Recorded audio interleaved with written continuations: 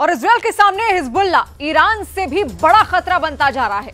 Hezbollah जो rocket Israel पर fire कर रहा है, उन्हें रोकने के लिए इजरायल ने जो एयर डिफेंस मिसाइल कई सालों से उत्पादन करके इकट्ठा की थी, उन पर गहरा संकट आ गया है।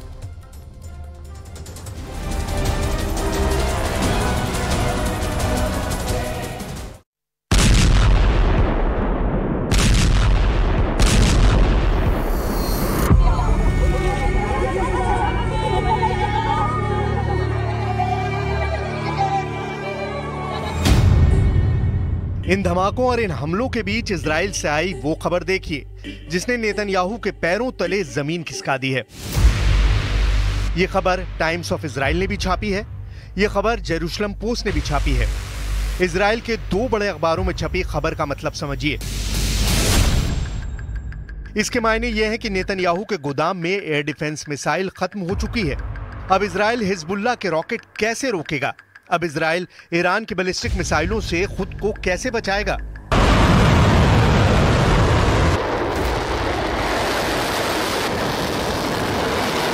क्योंकि इजराइल को बचाने वाली मिसाइल खत्म हो चुकी है या फिर खत्म होने की कगार पर है।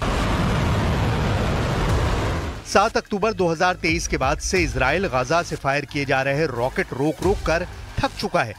यही हाल उत्तर वाले फ्रंट पर है, जहां लेबनान से हिजबुल्ला रोज रॉकेट फायर करता है और इजराइल को अपना आयरन डोम 24 घंटे एक्टिव रखना पड़ता है।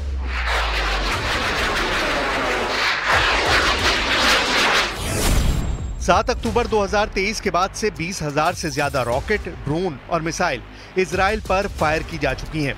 ये हमले गाजा से हुए हैं, लेबनान से हुए हैं, इराक से हुए हैं, यमन और ईरान से भी मिसाइल दागी गई हैं। इनमें 13 अप्रैल और 1 अक्टूबर को ईरान से हुए मिसाइल अटैक भी शामिल है, जब इजराइल के एयर डिफेंस और मिसाइल डिफेंस का सबसे बड़ा टेस्ट हुआ और नेतन्याहू को लगा बड़ा झटका, क्योंकि इजराइल का डिफेंस सिस्टम पूरी तरह कामयाब नहीं हुआ या कहें कि फेल हो गया। पूरी दुनिया ने देखा कि ईरान की मिसाइलें कैसे इजराइल के नेवतिम एयरबेस पर जाकर टकराईं। अब ईरान की मिसाइलों को रोकने के लिए इजराइल को अमेरिका से थार्ड यानी terminal high altitude air defence missile system तो मिल रहा है, लेकिन छोटे रॉकेट, क्रूज मिसाइल और ड्रोन से इजराइल खुद को कैसे बचाएगा, ये बड़ा सवाल है।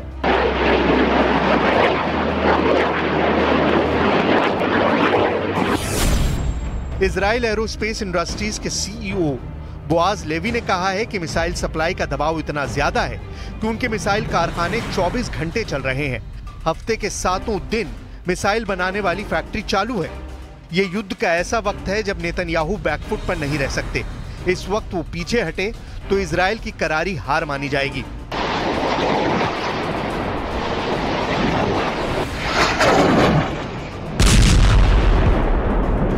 लेबनान में धमाका, इजराइल में ब्लास्ट, गाजा जैसी तबाही जारी है। दुनिया के सबसे खतरनाक वॉर जोन, जहां जान कब जा सकती है कोई गारंटी नहीं। इन हमलों, इन धमाकों का लेबनान और इजराइल के अंदर सबसे बड़ा असर देखिए।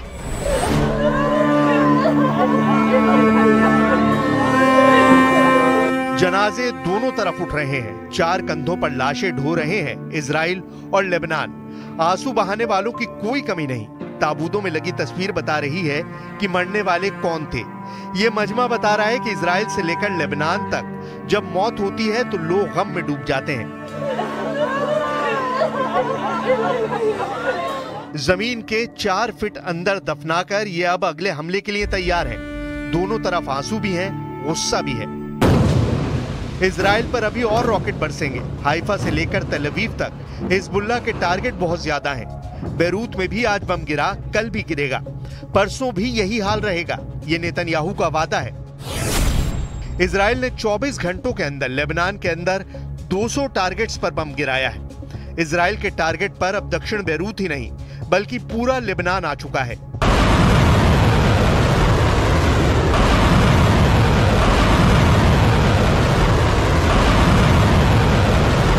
इस्राइल के हमलों का दायरा अब दक्षिणी बेरूत से आगे बढ़ चुका है। संयुक्त राष्ट्र ने कहा है कि उत्तर लेबनान में इस्राइल ने जो बमबारी की है उसमें 21 लोगों की मौत हुई है।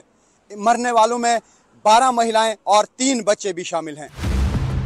इजराइल के हवाई हमलों के बीच लेबनान का दिन ऐसे ही बीत जाता है। रात होती है और इस बारूदी खामोशी के बीच फिर से दिन निकलता है तो बेरूत के आसमान में चारों तरफ बारूदी महक के साथ ऐसे बादल छा जाते हैं। सबसे ज्यादा तनाव इजराइल और लेबनान के बीच ब्लू लाइन पर है, जहां संयुक्त राष्ट्र के 10,000 सैनिक तैनात हैं और उनके अड्डों पर इजराइल की बमबारी ने नेतन्याहू के खिलाफ एक नया मोर्चा खोल दिया है। इस फ्रंट पर सबसे आगे खड़ी हैं इटली की प्रधानमंत्री Giorgia Meloni. Continueremo inoltre a lavorare per attuare l'accordo per il prestito garantito dagli interessi generati dagli asset russi immobilizzati in Europa, importante risultato। Lebanon में इजराइल का ऑपरेशन चारों तरफ चल रहा है। बेका की घाटी में इजराइल के विमान बम गिरा रहे हैं। दक्षिण बेरूत में धमाकों का खौफ, वहां की सड़कों का हाल, हर तस्वीर लगातार दुनिया तक पहुंच रही है। दक्षिण लेबनान में इजराइल का ग्राउंड ऑपरेशन कहां तक पहुंचा है, इस पर नेतन्याहू भी बढ़ चढ़कर कोई दावा नहीं कर रहे।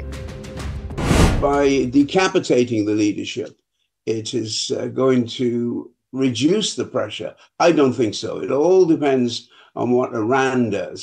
Iran is holding back these missiles not because of any mercy to the Israelis in Haifa and so on. That massive amount of accurate weaponry is mainly to do with the deterrence of America, not so much the Israelis. Israel का focus इस वक्त Haifa पर है। Haifa Israel के 3 बड़े शहरों में से एक है। हाइफा को इजराइल की व्यापारिक राजधानी भी कहा जाता है और व्यापार का ज्यादातर हिस्सा इजराइल हाइफा के जरिए ही करता है।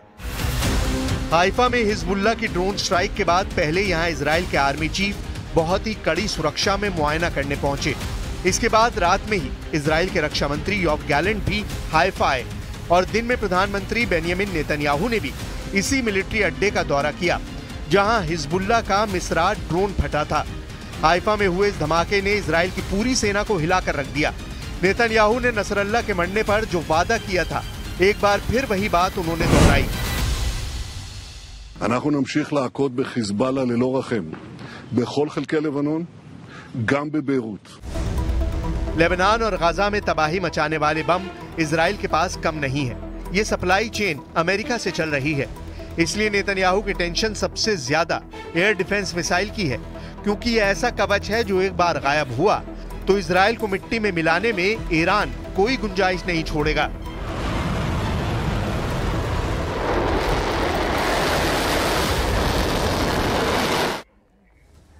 हिजबुल्लाह के नए चीफ नईम कासिम ने ऐलान किया है कि अब पूरे इजराइल में हमला होगा। हिजबुल्लाह चीफ ने 20 लाख इजरायली नागरिकों की जान खतरे में होने की बात भी कही है। उधर ईरान पर इजराइल जल्द एक्शन ले सकता है। ईरान के मिलिट्री और एयर बेस खतरे में पड़ गए हैं। पीएम नेतन्याहू ने 23 शहरों की लिस्ट पर अमेरिका से फाइनल मुहर लगवा ली है।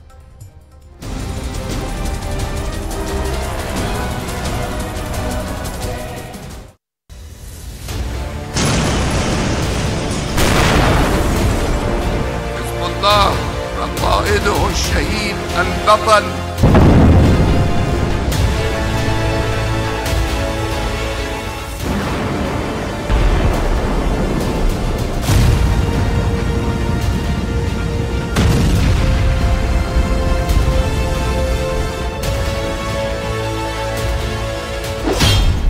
अक्टूबर 2023 से शुरू हुआ इजराइल हमास युद्ध पहली बार इस्माइल हानिया की मौत से 2 मुल्कों के फसाद में बदला। दूसरी बार युद्ध में तहलका तब मचा जब हिजबुल्लाह चीफ नसरल्लाह को इजराइल ने मार डाला। तीसरा टर्न युद्ध में तब आया जब ईरान ने 200 मिसाइल से इजराइल को धुआं कर डाला। अब बारी चौथे और सबसे विस्फोटक पड़ाव की है। इजराइल ने टारगेट सेट कर लिए हैं। ईरान के मिलिट्री बेस दहलने जा रहे हैं। नेतन्याहू ने ऐलान कर दिया, इजराइल न ईरान के तेल के कुएं जलाएगा, न ही उसके एटमी ठिकानों पर बम बरसाएगा। इजराइल ने ईरान के सैन्य ठिकानों को तबाह करने के मिशन को ऑन कर दिया है।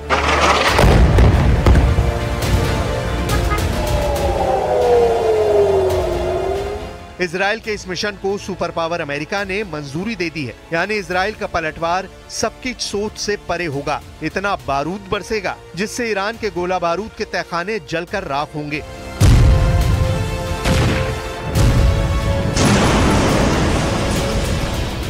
ईरान की रॉकेट फोर्स की तबाही होगी। ईरान के फाइटर ड्रोन के बेस और कारखाने भी इजराइल के बरसाए बमों से खाक में मिल जाएंगे।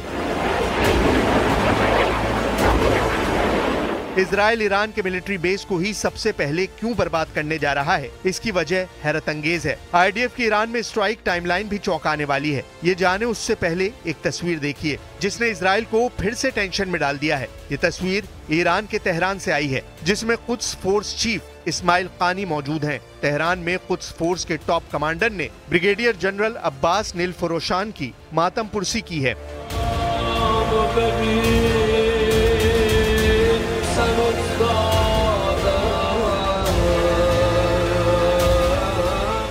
इजराइल के हमले में नसरल्ला के साथ मारे गए जनरल का जनाजा तेहरान की गलियों में निकाला गया, जिसमें मौजूद भीड़ ने इजराइल की बर्बादी की कस्में खाई हैं।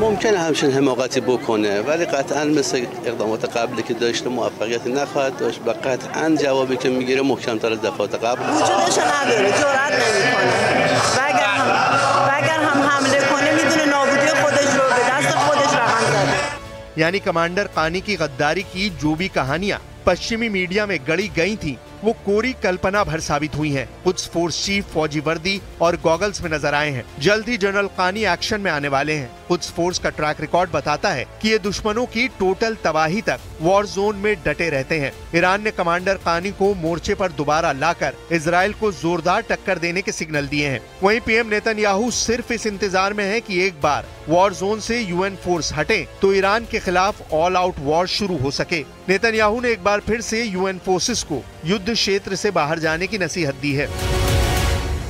Israel is not fighting UNIFIL. It's not fighting the people of Lebanon. It is fighting Iran's proxy Hezbollah, which uses Lebanese territory to attack Israel. Israel युद्ध में आने वाली हर अड़चन दूर करने में जुटा हुआ है। इजराइल के प्रधानमंत्री बेंजामिन नेतन्याहू ने अमेरिकी प्रशासन को साफ बता दिया है कि वो इस युद्ध की योजना के दौरान अमेरिका की सिर्फ सलाह मानेगा। हमला कब करना है, कितनी ताकत से करना है और किन हथियारों से करना है, ये इजराइल ही तय करेगा। वॉशिंगटन पोस्ट के मुताबिक इस योजना पर अमेरिका के राष्ट्रपति जो बिडेन ने भी मुहर लगा दी है। बीते 9 अक्टूबर को पीएम नेतन्याहू फोन कॉल पर ईरान से बदला लेने की पूरी डिटेल प्रेसिडेंट बाइडेन से साझा कर चुके हैं, जिसमें नेतन्याहू ने साफ कर दिया कि इजराइल ईरान के ऑयल साइट और एटमी अड्डे के बजाय उसके सैन्य ठिकानों को तबाह करेगा। ईरान की ताकत है उसकी मिसाइलें, फाइटर ड्रोन, रेवोल्यूशनरी गार्ड और कुद्स फोर्स। ईरान के जिन सैन्य ठिकानों को इजराइल सबसे पहले तबाह करना शुरू करेगा उसके कयास भी मीडिया रिपोर्ट्स में लगाए जा रहे हैं। इजराइल के टारगेट पर ईरान की सभी एयरबेस हो सकती हैं, जिसमें तेहरान में मौजूद Mehrabad international airport first target बन सकता है, जिसे ईरान की एयरफोर्स ऑपरेट करती है। नेतन्याहू का दूसरा target Tabriz Shahid Madani international airport बन सकता है। यहाँ भी ईरान एयरफोर्स मौजूद रहती है। ईरान एयरफोर्स के हमदान एयरबेस को भी इजराइल डिफेंस फोर्सेस टारगेट बना सकती हैं। यहाँ रूस के दिए बॉम्बर ईरान ने तैनात कर रखे हैं। टॉप 3 टारगेट हिट करने के बाद इजराइल के निशाने पर ईरान के Vahdati airbase, Omidiyeh airbase, Bushehr airport, Isfahan अंतर्राष्ट्रीय हवाई अड्डा भी आ सकता है। इजराइल ईरान के दोशान तप्पे एयरबेस को भी सलामत नहीं रहने देगा। ईरान की हवाई ताकत खत्म करने के बाद भी इस्राइल के ऑपरेशंस नहीं रुक रहे हैं, क्योंकि इस्राइल को सबसे ज्यादा खतरा ईरान के मिसाइल से है, जिसका सबसे विस्फोटक बेस ईरान के बख्तरान में है। ईरान के बैलिस्टिक मिसाइल के इस गोडाउन में शहाब 3 का जखीरा है। ईरान के अंडरग्राउंड मिसाइल बेस पर भी इजराइल बम बरसाने का जोखिम उठाएगा। ईरान ने 3 अंडरग्राउंड मिसाइल बेस दुनिया को बता रखे हैं, जिसमें सबसे बड़ा मिसाइल गोदाम लोरिस्तान के खुर्रमाबाद में है। इसके अलावा 2 अंडरग्राउंड मिसाइल बेस किरमानशाह सूबे में है, जिसमें से एक कनेश्ट घाटी में और दूसरी पंजपलह में मौजूद है। ईरान की मिसाइल पावर मिटी तो युद्ध का नतीजा खुद ब खुद तय हो जाएगा। ईरान मिलिट्री पावर के दम से इजराइल से युद्ध जीतने की कभी सोचेगा भी नहीं। इजराइल की एयर पावर ही पूरे ईरान को दहलाने के लिए काफी है। नेतन्याहू इसी वजह से ईरान के सैन्य ठिकानों को फर्स्ट टारगेट बना सकते हैं।